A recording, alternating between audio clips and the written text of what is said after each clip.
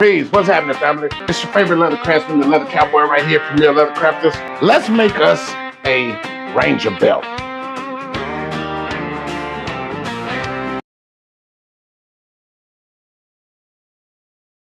The top of that snake, down the sides of it, because I want my sides of my Ranger belt to stick to that. All right, so just be very careful. And if you got too much on there, just go ahead and put you some more onto the belt. It's not going to hurt by gluing this, by putting it back onto the belt either, because like I said, it's just going to help it stick a little bit better. Now, this is why I angled those brushes as well, so I can get right here on the side of that and just pour that down. Beautiful. Now, this little jewel here, again, this is another piece that you can get from Harbor Freight, a roller. Now, I know various crafters use different things to make sure that it gets you a good adhesion, but there's nothing like a roller. You can probably even go to Dollar Tree and get you a biscuit roller. Anything that would press and get that down, but it won't push out your tooling. And I'm just gonna make sure that sets. Don't stretch it. You don't want to stretch it. You just want it to hit right on top of your guidelines. And I'm just gonna press this down, but I want to make sure that I press it down right up against my inlay, like such. All right. Now, my little handheld roller, this is what's going to guarantee me a good, well, first let me take my maul. Now, I use my little rubber mallet to make sure that it seats right around my inlay. And this gives it its first initial. And I use the rubber one because I don't want it to alter or change my tooling. So again, you're already almost at the finish line, and I'm just pressing this to make sure I get a good contact. And it's gonna push out any kind of creases up under the backside of, see, my lining. So everything is all flat. Press that out, get a nice contact right there. Now I'm also gonna make sure I go over my edges too. I want my edges to have the most adhesion and contact with that cement and the ends of my belt. All right. Now we're just gonna set this off to the side, let that glue. But there it is, ladies and gentlemen, the inlaid Ranger belt. Now, I'm gonna put this into my mineral spirit so it'll keep that glue from drying. Now, the next step after this, now I'm not going to trim the excess of the backing off, not just yet. I want to go ahead and punch in my stitching punches with my chisel punch, and I'm gonna leave the backing on. I'm even gonna sew it together with the liner still raw. Now, and this is the reason being, when you're doing these Ranger belts or these inlays, let me just say it for the inlay part, you've already cut out a huge section of your main belt blank. So you don't want to jeopardize the integrity of the belt blank by trimming off this and causing it to warp or go out of shape. So we're going to leave the backing on there solid until it completely dries. And then I'm going to go ahead and take my chisel, punch out my stitching holes, and then I will start to go back with my satin sheen, get all of this prepped and ready to do my resist. So when I get ready to start antiquing this, I want my satin sheen to go down also inside of my chisel holes. So that way it's all nice and finished. And then when I get ready to come back and antique this, the antique gel will even go down to the insides of my inlay. So that would all be one uniform color. So let's set this off on the side, and I'm going to move on to another project because, as you guys can see, I got a lot of stuff going on. All right. And the one thing that I did forget, I forgot to go ahead and contact cement my belt keeper. But I'll go ahead and do that offline and let you guys get back. And I will see you back on the next one when we get ready to start resisting. Peace. Okay, family. Now we're back inside the shop. And what I have done now, like I told you guys, I went ahead and punched all of my stitching holes. Got all of that done. I do have to go back and punch my stitching holes around my inlays, but I've already applied my 2 coats of satin sheen, so you guys can see. And if you've been following me long enough, you guys already know I like doing 3 coats and letting them soak with every 24 hours, 1 coat every 24 hours. Nobody has told me to do that. That's just something that I do on my own, but it gives me the best it gives me the best in resisting.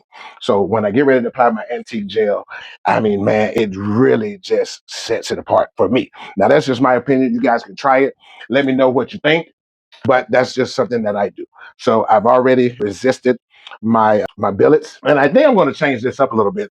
I think I'm going to go with a marine black edge. So that's going to give it a nice contrast. I thought about airbrushing it and give it a nice fade into the inlay. or into the tooling, but I want to keep my tooling as light for the area where I tool. I want to keep it as light as possible, but I do want to darken around that. So I might go back, I might change that up a little bit.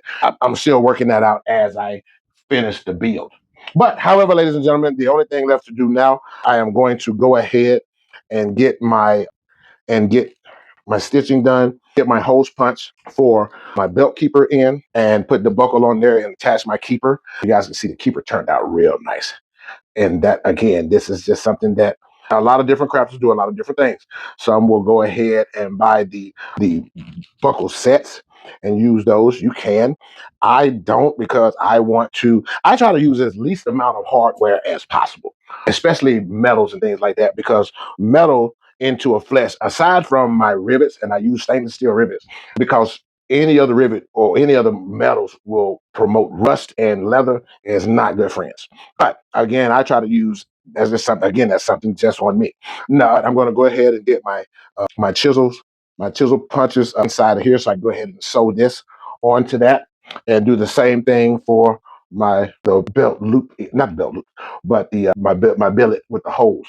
That's going to go on the opposite end. And just to make sure that everything matches, I'm just going to run this through my buckle.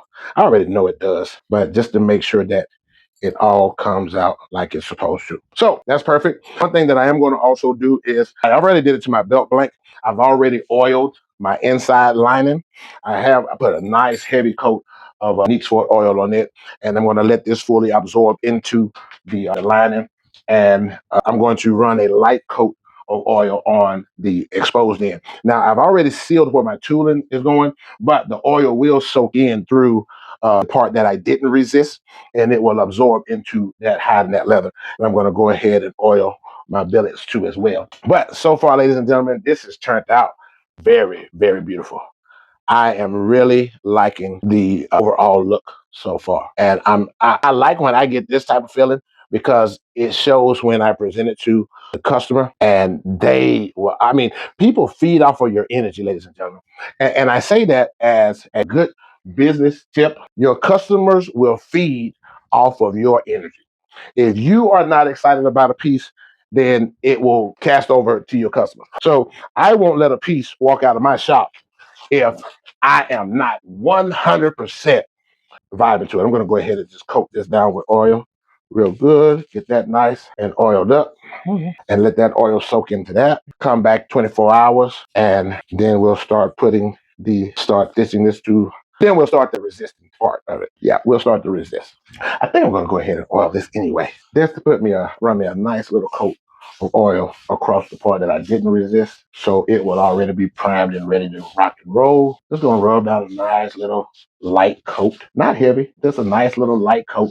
And now always remember too, neat's foot oil is going to darken your leather up. It will darken it up. So be very aware when you use neat's foot oil. I'm starting to see that a lot of leather crafters are transitioning over to extra virgin olive oil. I like neat's foot oil. I understand how to use it now. I understand how it works.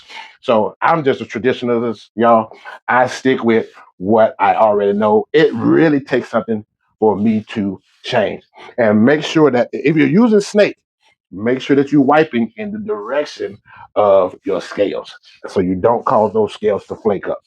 And I've already put some super sheen onto my scales, so I know that those are going to lay flat. All right, yo, you guys, I'll see you guys in the next 24 hours when we get ready to start antiquing this thing. So thank you guys for watching with me, chilling with me so far. Peace.